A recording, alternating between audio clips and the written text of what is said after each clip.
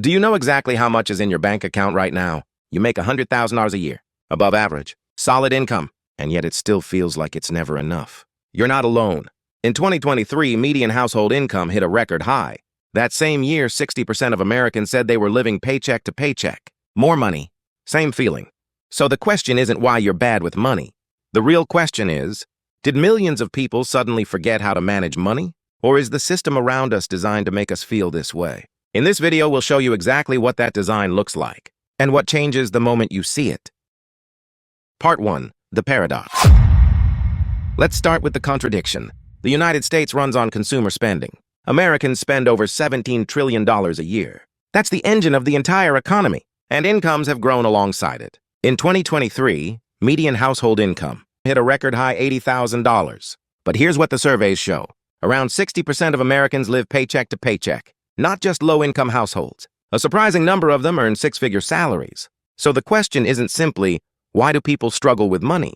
The deeper question is, why do people who earn a lot still feel broke? Let's try a quick thought experiment. Imagine tomorrow morning everyone in America woke up thinking, I already have enough. What do you think would happen to the economy? Part 2. The expectation engine. Modern economies depend on consumption, and consumption depends on something simple. People always wanting more.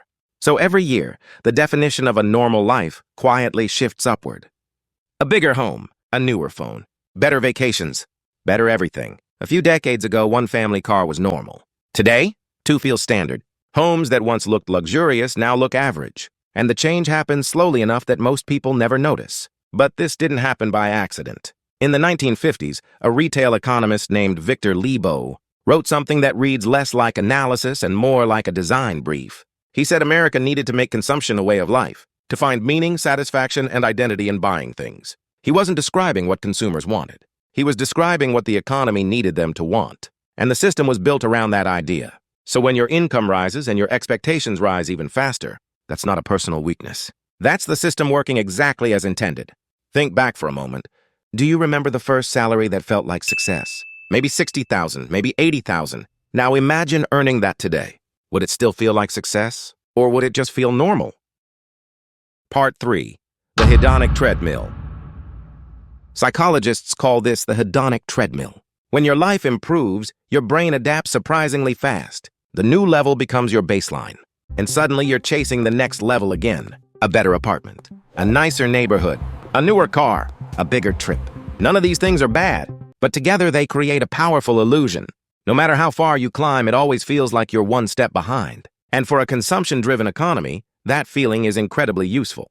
Because people who feel almost satisfied keep spending. Satisfied people stop. The economy needs you to never fully stop. Imagine two people. One earns $40,000 a year. The other earns $120,000. Completely different incomes. Completely different lifestyles. But ask them both, do you feel financially comfortable? You might be surprised how often the answer is the same. Part 4. The comparison trap. There's another force making this worse. Comparison. In the past, people mostly compared themselves to their neighbors. People with similar lives, similar incomes. Today, we compare ourselves to the entire internet. Perfect homes, perfect vacations, perfect careers. But what we're seeing isn't reality. It's highlights, carefully selected moments. And your brain isn't very good at remembering that. Here's the part most people miss. The platforms showing you those highlights aren't neutral observers. The longer you feel one step behind, the longer you scroll. The longer you scroll, the more ads you see.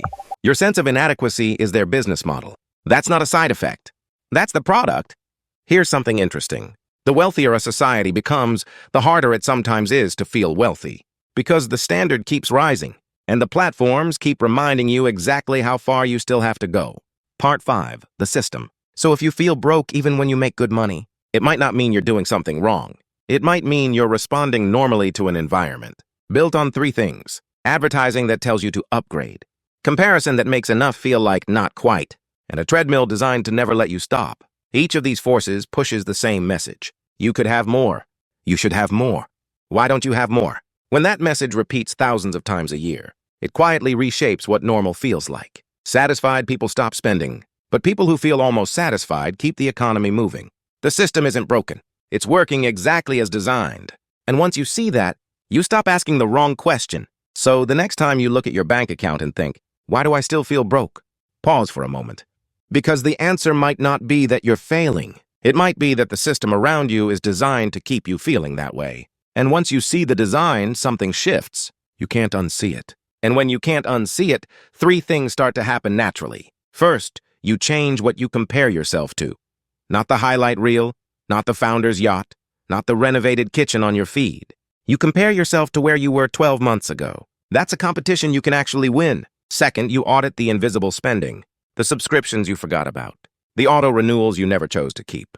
The $14.99, that doesn't feel like money leaving until you add them up. The system is designed to make you forget, so you decide to remember. Third, you recognize the ratchet before you step on it. Your income goes up. That doesn't automatically mean your life needs to upgrade. The moment you can see the mechanism, you get to decide whether to ride it. None of this is about living small. It's about knowing which choices are actually yours, and which ones were quietly made for you by a system that profits from your dissatisfaction. That's not pessimism.